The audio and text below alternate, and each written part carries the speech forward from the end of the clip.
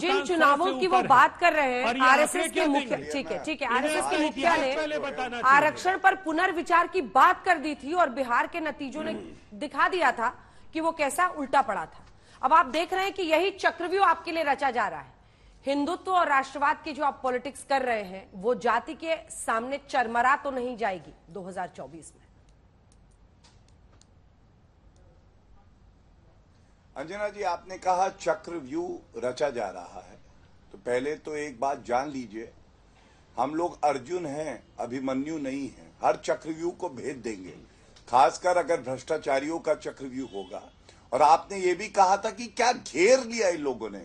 अरे ये 28 चींटियां इकट्ठी हो गई हैं, अगर शेर दहाड़ेगा तो चींटियां सब इधर उधर भाग जाएंगी, आप देखेंगी। लेकिन आज जो बड़ी बात आपके कार्यक्रम में निकल के आई, राजीव जी ने एक बात कही, उन्होंने कहा कि सबको बराबर अवसर मिलने चाहिए और भेदभाव नहीं होना चाहिए। मैंने यही सुना। मैं कहूंगा आरजेडी और समाजवादी पार्टी, दो पार्टियां जो यहां हैं, इन्होंने तो कभी अपने यादव परिवार के बाहर के ओबीसी समाज के व्यक्ति को भी अध्यक्ष नहीं बनाया, अवसर नहीं दिया, पार्टी के अध्यक्ष नहीं बनाया। ये लोग दूसरों को अवसर देंगे? अरे ये देंगे नहीं अवसर।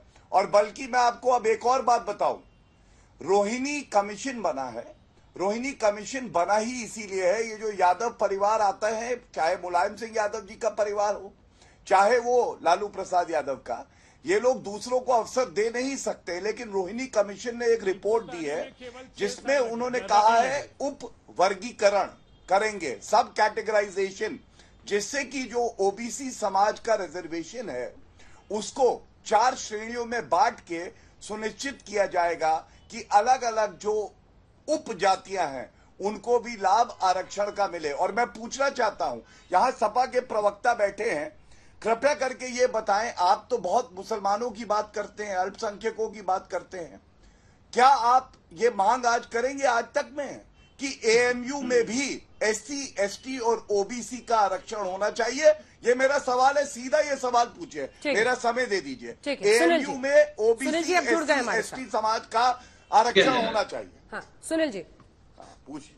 देखिए अंजना जी, मैंने पूरी आपकी डिबेट सुनी।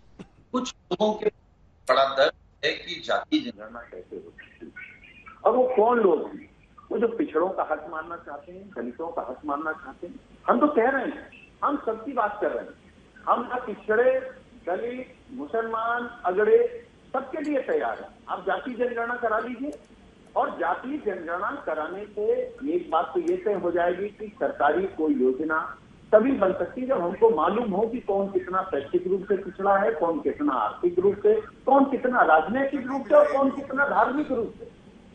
और हमारी मांग है भाई, आपने राजीव रंजन से पूछा, उन्होंने कहा कि अभी हम केवल सर्वे करा रहे हैं। हम तो कह रहे हैं भारतीय जनता पार्टी जाति जनगणना करा दे, और जाति जनगणना कराने के बाद अब तो ईडब्ल्यूएस के बाद 50% का आरक्षण छूट गया। तो अगर पूरे देश में ओबीसी 52% है तो आरक्षण 52% क्यों नहीं? आप देखिए दिल्ली सचिवालय में कितने प्रतिशत लोग कौन है, कहाँ है ओबीसी, कहाँ है एससी, कहाँ है मुसलमान? जब आप यूपी, कहाँ आप उत्तर प्रदेश में गौरव जी उनको बोलने नहीं दीजिए। गौरव जी प्लीज, गौरव जी पेट में दर्द हो रहा होगा। गौरव जी प्लीज बीच में नहीं, गौरव जी प्लीज। जब जाति जनगणना हो जाएगी तो सिर्फ सरकारी नौकरियों में नहीं, प्राइवेट सेक्टर में भी जब तक आप आरक्षण ओबीसी, एसटी को नहीं देंगे तब तक उनकी तरक्की नहीं हो सकती।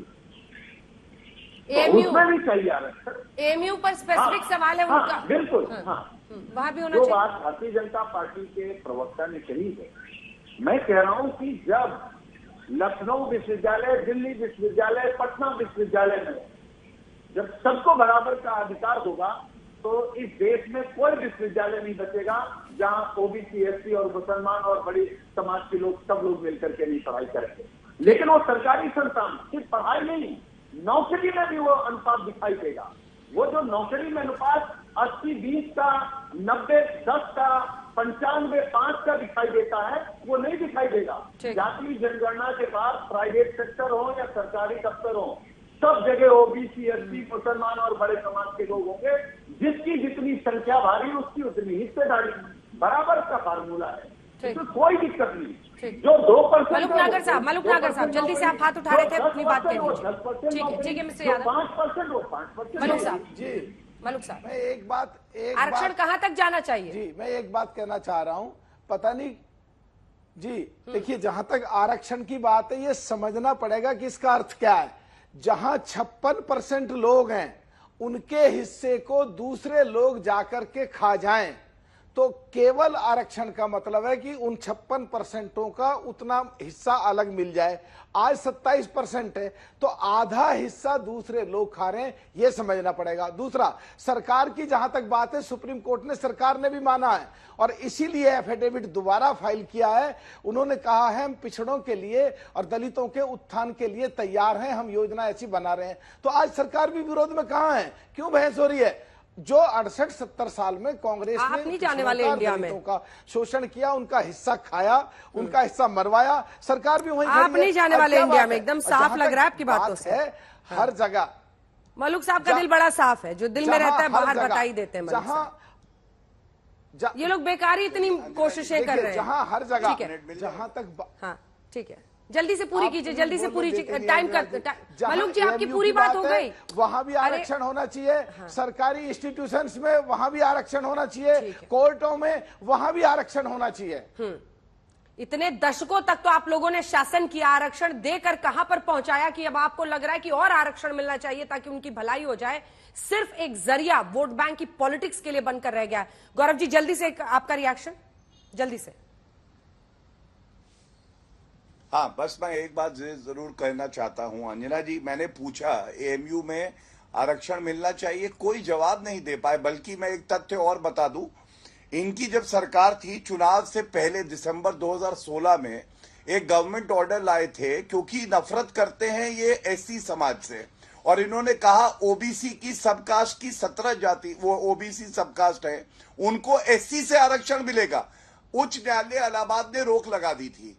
तो ये बांटना, समाज में जहर फैलाना जाति के नाम पे, ये तो काम है। और ये नहीं बताएंगे कि अपनी पार्टी का अध्यक्ष कोई ओबीसी समाज से, यादव परिवार के बाहर का क्यों नहीं बनता, एससी एसटी क्यों नहीं। इस समय पूरी दुनिया में लोग कंफ्यूज्ड हैं।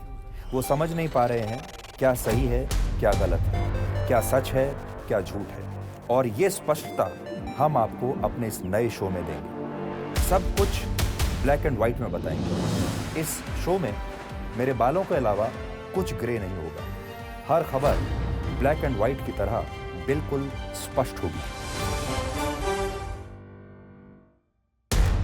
इस समय पूरी दुनिया में लोग कंफ्यूज्ड हैं। वो समझ नहीं पा रहे हैं क्या सही है, क्या गलत है, क्या सच है, क्या झूठ है। और ये स्पष्टता हम आपको अपने इस नए शो में देंगे। सब कुछ ब्लैक एंड व्हाइट में बताएंगे। इस शो में मेरे बालों के अलावा कुछ ग्रे नहीं होगा। हर खबर ब्लैक एंड व्हाइट की तरह बिल्कुल स्पष्ट होगी। इस समय पूरी दुनिया में लोग कंफ्यूज्ड हैं। वो समझ नहीं पा रहे हैं क्या सही है, क्या गलत है, क्या सच है, क्या झूठ है।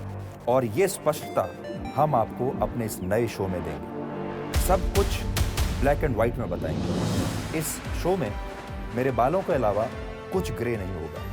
हर खबर ब्लैक एंड व्हाइट की तरह बिल्कुल स्पष्ट होगी।